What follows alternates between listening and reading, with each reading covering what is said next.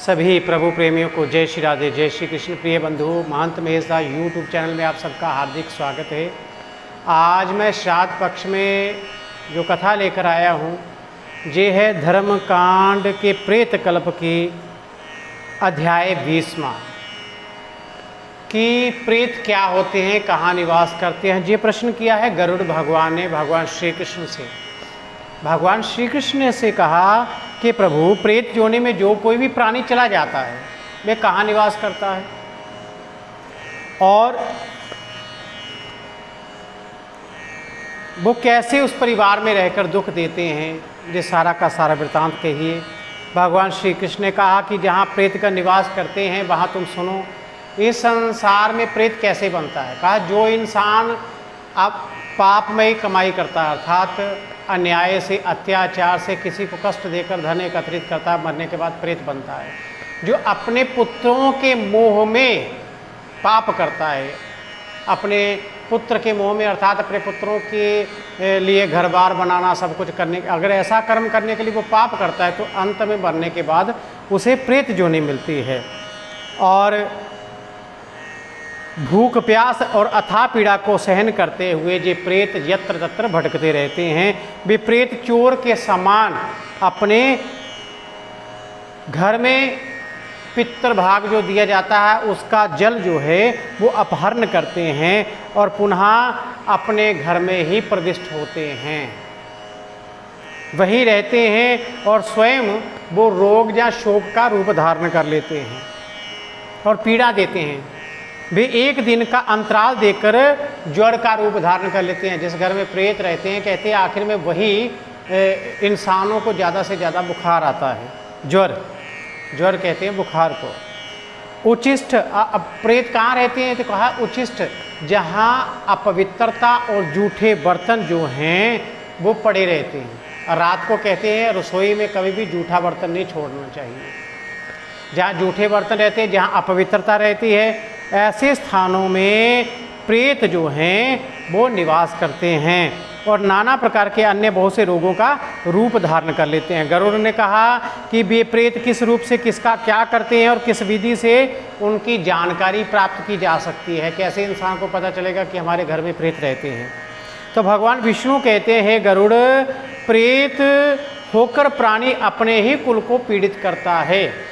यद्यपि जब तक वो जीवित रहता है तब तक अपना परिवार से वो बहुत मोह करता है, प्रेम करता है, लेकिन मरने के बाद उसकी जो स्मृति है वो नष्ट हो जाती है और वही प्रेत बनकर अपने ही परिवार के लोगों को कष्ट देता है। उसे इस बात की स्मृति नहीं रहती कि ये मेरे अपने हैं। जो भगवान अब प्रेत को दोष से दूर रहना है, प्रेत को दोष से मुक्त होना है, तो ऐसे में क्या करना चाहिए। तो जहाँ कुछ मैंने पिछली वीडियो में कुछ उपाय बताए, अब कुछ उपाय और बताए गए क्या कि जो भगवान विष्णु कहते हैं कि जो भगवान रुद्र के मंत्रों का जाप करता है उसको प्रेत पीड़ा नहीं देती। जो धर्म में अनुरक्त रहता है, जो देवता और अतिथि की पूजा करता है, जो ब्राह्मणों की पूजा करता है, जो सत्य बोलता है, उसे प्रेत जो है वो पीड़ा नहीं देती। प्रेत किसको पीड़ा देते हैं? कहा जो अधर्म में परिवर्तित होता है, जो झूठ बोलता है, जो ब्राह्मणों की, जो धर्म की निंदा करता है, जो कपट से धन कमाता है, उसको प्रेत जो है पीड़ा देते हैं। कश्यप इस संसार में उत्पन्न एक ही माता पिता से अनेकों बालक होते हैं, लेकिन देखा होगा कि एक के तो बहुत संतान होती है लेकिन एक के होता ही नहीं है। तो कहने का भाव ये है कि पितृदोष के कारण ही ये लक्षण होते हैं। ज़्यादा कन्याओं का होना, पुत्र का होना ही नहीं, और जब पुत्र होकर मर जाना, ये प्रेत दोष के ही लक्षण हैं। इंसान का पाप में अनुरक्त रहना, बार बार पाप करना, शराब नशे की लत लग जाना, ये सब प्रेत दोष के ही लक्षण हैं, ये पितृ दोष के ही लक्षण हैं। तो प्रेत दोष के कारण बंधु बांधवों के साथ, अपने रिश्तेदारों के साथ विरोध होने लगता है, भाई बहनों का साथ विरोध होने लगता है। प्रेत योनि के प्रभाव से मनुष्य को संतान नहीं होती है और यदि होती है तो वह मर जाती है। प्रेत बाधा के कारण तो व्यक्ति पशुहीन होता है और धनहीन हो जाता है। अचानक प्राणी को जो दुख प्राप्त होता है वे प्रेत बाधा के कारण होता है। नास्तिकता, जीवन वृत्ति की समाप्ति, अत्यंत लोभ प्रतिदिन बढ़ना, और प्रतिदिन जो है वो झगड़ा होना, ये सारे के सारे दोष प्रेत पीड़ा के कारण ही होते हैं। जो पुरुष माता पिता की सेवा नहीं करता है, जो देवता ब्राह्मणों की निंदा करता है, उसे हत्या का ही दोष लगता है। ये पीड़ा जो है ये प्रेत से ही पैदा होती है। नित्य कर्म से दूर, जप होम से रहित होना, मंदिर नहीं जाना, यज्ञ नहीं करना, पूजा पाठ में जो है वो ध्यान नहीं लगना, ध्यान नहीं देना, धर्म में अनुरक्त नहीं हो, कोई धर्म कार्य में शामिल नहीं होना, तो ये सारे के सारे जो दोष हैं ये प्रेत दोष के कारण, पितर दोष के कारण ही होता है। नशा करना, नशा के कारण जो है संपत्ति का नाश हो जाना, जब संपत्ति को चोर जो हैं वो हरण करके ले जाते हैं, जहाँ घर में आग इत्यादि लग जाना, जहाँ राजा से हानि होना, ये सारी की सारी पीड़ाएँ जो हैं ये प्रेत जनित पीड़ा ही हैं।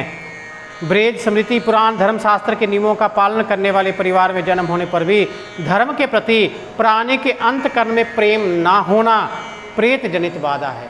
कि आपने धर्म कार्य के लिए किसी धार्मिक परिवार में जन्म ले लिया, फिर भी उस धर्म में उनका अनुरक्त नहीं है, वो अपने आप को धर्म में परिवर्तित नहीं कर पाते, धर्म में लगा नहीं पाते अपने मन को, तो जो भी प्रेत जनिक ही पीड़ा होती है। अपनी जीविका का अपहरण हो जाना, वंश का विनाश हो जाना, और स्त्रियों का गर्भ बार बार नष्ट होना, और बार बार बालकों का जन्म होने के बाद मृत्यु हो जाना, ये सारे के सारे दोष प्रेत जनित कारण ही हैं। और जिन लोगों में सदैव उच्चाटन के अत्यंत चिन्ह दिखाई देते हैं, अपने क्षेत्र में उनका तेज निष्फल हो जाता है, ये सारी की सारी पीड़ा जो है ये प्रेत जनित पीड़ा है। इसलिए हे ताक्षय, निषिद्ध कर्म, दुष्ट संसर्ग, वृक्षों उत्सर्ग ना करने और अविधि पूर्वक की गई उदर वैहिक क्रिया से प्रेत होता है।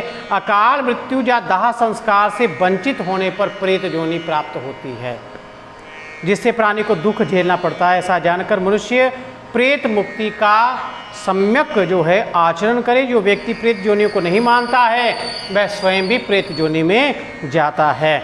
जिसके वंश में प्रेत दोष रहता है उसके लिए संसार में कहीं भी सुख नहीं है। प्रेत बाधा होने पर मनुष्य की मति, प्रीति, रति, लक्ष्मी, बुद्धि, इन पांचों का विनाश हो जाता है। और तीसरी और पांचवी पीढ़ी में तो